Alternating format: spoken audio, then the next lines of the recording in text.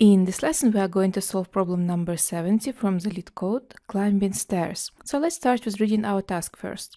You are climbing a staircase. It takes n steps to reach the top. Each time, you can either climb 1 or 2 steps. In how many distinct ways you can climb to the top? And you also can see here 2 examples. First example, when n is equal to 2, output is 2, because there are 2 ways to climb to the top. 1 step, and just 2 steps at once. And example 2, when we have 3 steps, and output is also 3. You can climb 1 step, you can climb 1 step and then 2 steps, and you can climb first 2 steps and then 1 step. And also pay attention to our constraints. N is bigger or equal than 1 and less than equal than 45. So let's try to use the principles of dynamic programming and break down our task on smaller tasks. So I need to climb n steps, and at the beginning I can choose whether I will climb 1 step or 2 steps. If I climb 1 step, I am left with n minus 1 steps. And if I climb 2 steps, I am left with n minus 2 steps. So amount of distinct ways how I can climb n steps is equal to amount of ways how I can climb n minus 1 steps plus amount of ways how I can climb n minus 2 steps. Therefore, the first approach here is to use recursive function. The outcome of our function for n is equal to the outcome of our function for n minus 1 plus the outcome for our function for n minus 2. But I can give you a small spoiler, this solution is not optimal, but let's write it in C++ to see the result, to see that this approach won't give us good results. So here is our code in C++, our recursive function. So if n is equal to 1, I'm going to return 1. If n is equal to 2, I'm going to return 2 possible options. And if n is bigger than 2, I'm going to return the outcome of climb stairs for n minus 2 plus the outcome of climb stairs for n minus 1. Let's submit our solution and check the result. And you can see that our result is time limit exceeded. That means that our code was executed for too long. So let's think how can we improve it. So let's consider example n is equal to 5. When I call for our recursive function, I need to calculate the output for our function for case n is equal to 3 and for the case n is equal to 4. And when n is equal to 3, once again inside of this function, I will call my climb stairs functions again for the cases n equal to 1 and for the case n equal to 2. And for the case n equal to 4, once again I'm going to call our climb stair function twice for the case n equal to 2 and for the case n is equal to 3. And here in this case, when n is equal to 3, once again I'm going to call our climb stairs function twice to calculate result for n is equal to 1 and for n is equal to 2. So you can see that here I calculate the same output several times. I calculate twice our function for n is equal to 1. I calculate 3 times our function for n is equal to 2. And I calculated twice for n is equal to 3. And you can imagine how this tree will grow when n is even bigger. So we need to find out some way how to remove this repetition. How can we remove this branch and calculate function for each output only once? And I will give you 3 possible approaches how to avoid this repetition of the same operation. The first approach will be memorization. We are going to present container where we will save numbers we already calculated, and instead of calculating it again, we will take this number from our container. I'm going to write the code in 4 languages: C++, C#, C, and Python. If you use different programming languages, please write your solution in the comment section. So let's start with C++. I'm going to use hash table, unordered map as our container where we are going to save the result we already calculated. And inside of my function, I'm going to check if n is equal to 1, I'm going to return output 1. If n is equal to 2, I'm going to return output 2. And then I'm going to check if n is bigger than 2, is already in our container.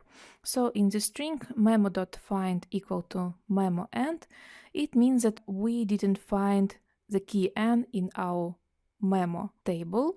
So if we didn't find it, we are going to calculate it. Memo n is equal to climb stairs n minus 2 plus climb stairs n minus 1.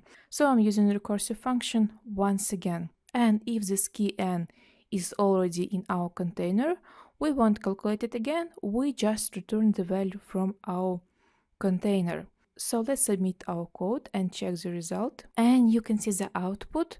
Our runtime is 0 milliseconds and we beat 100% of users with C++. Let's move to the C# and here as our container we're going to use dictionary with a key and value integer. I name it memo, and in our function once again I'm checking if n is equal to 1, I return value 1. If n is equal to 2, I return value 2. And then if we need to calculate our result for a bigger n, first I am checking if our container memo already contains key n, because if it already contains key n, I am just going to return the value for this key n. If not, I am using once again recursive function and I'm going to add to my dictionary new pair with the key n and with the value climb stairs n minus 2 plus climb stairs n minus 1.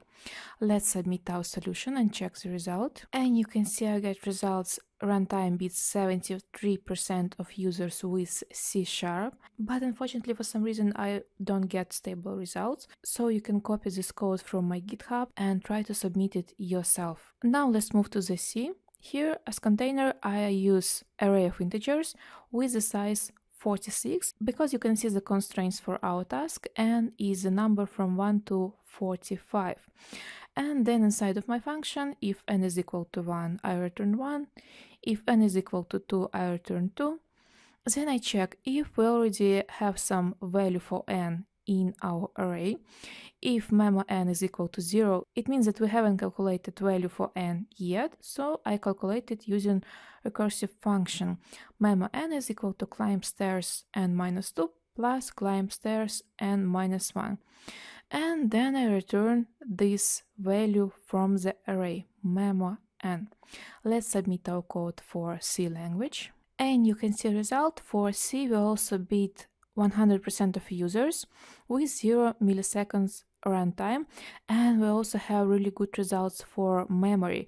We beat 81% of users with C. Now let's discuss our code in Python. So first, once again, I create container where I'm going to store the results for n I already calculated. Then in our climb stairs function, if n is equal to 1, I return 1. If n is equal to 2, I return 2.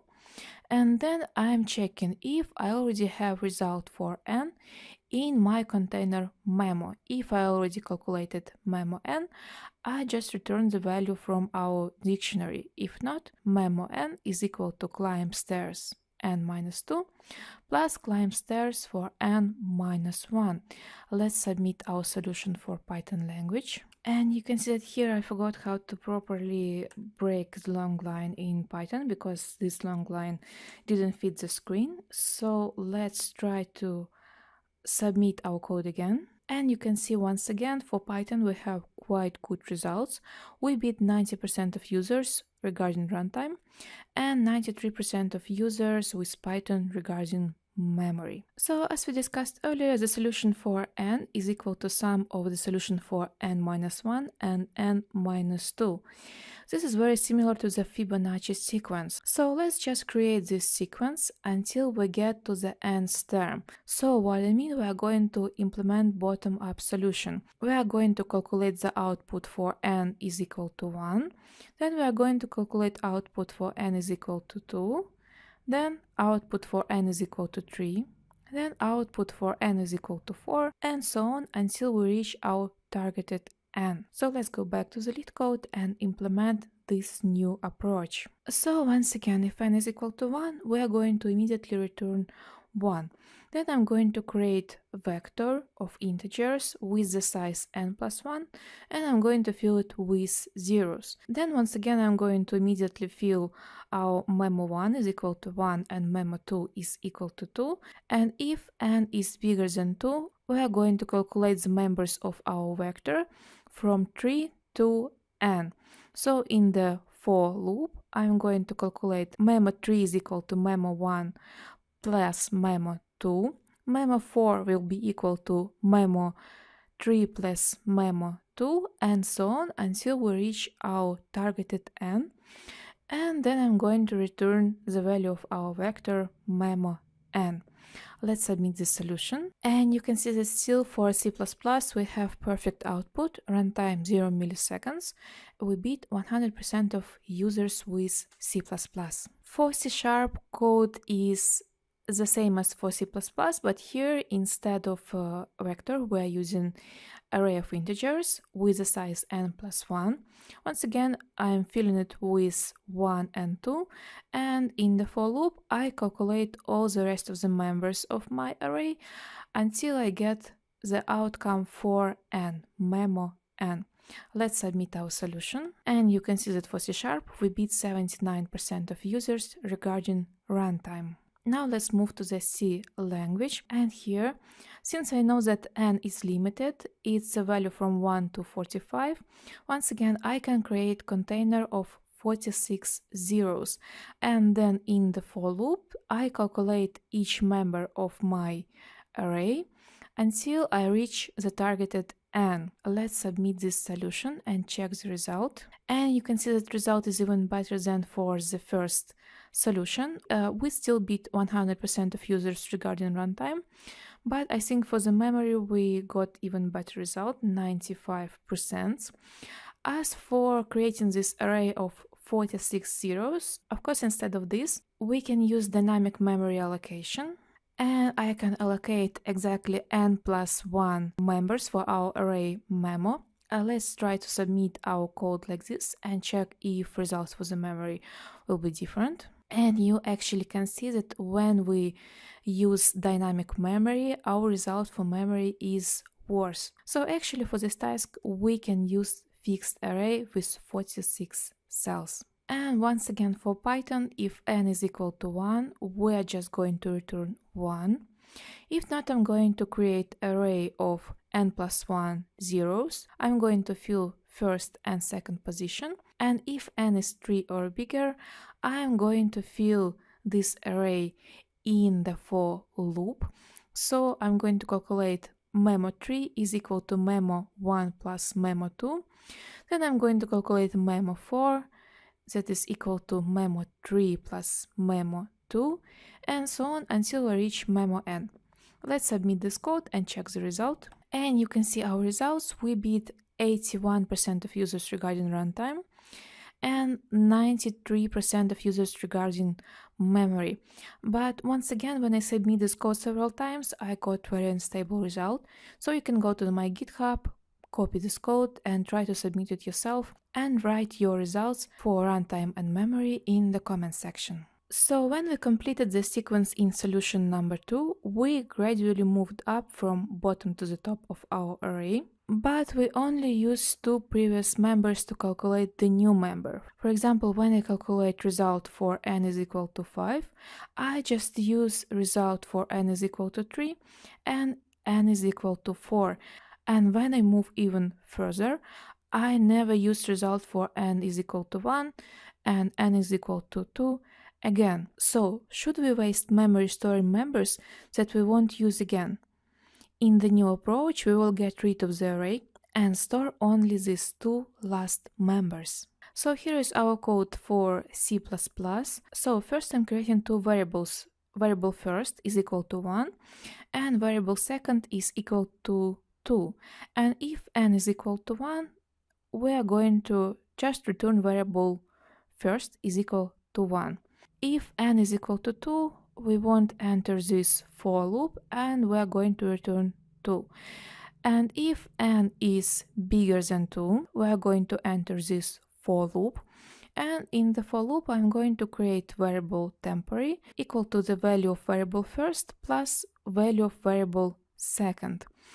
Then when I calculated this sum, I can change values of our variables first and second. So first variable is now will be equal to second, and second variable will be equal to temporary, to our sum of old first and second values. So if n is equal to 3, we are going to calculate here sum of outcome for n is equal to 1 plus n is equal to 2.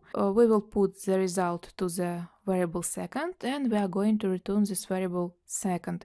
If n is equal to 4, temporary variable will be equal to the sum of the output for n is equal to 3 plus n is equal to 2. And once again, I will put this outcome to the variable second, and I'm going to return variable second.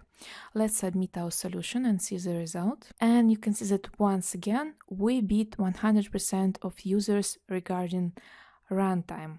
Okay, the code for C# is exactly the same as the code for C++, so we're going just to compare which language is more efficient. And you can see the result for C#, we beat 82% of users, so probably C++ is working better here. Once again, for C, code will be exactly the same as for C++ and C#, so let's just submit our code and check which language is better in this case. And you can see that obviously C is the best language in every way. We beat 100% of users with 0 milliseconds runtime, and we also beat 89% of users regarding memory. The last code we are going to check is our third solution for Python. So once again, I create two variables, first and second.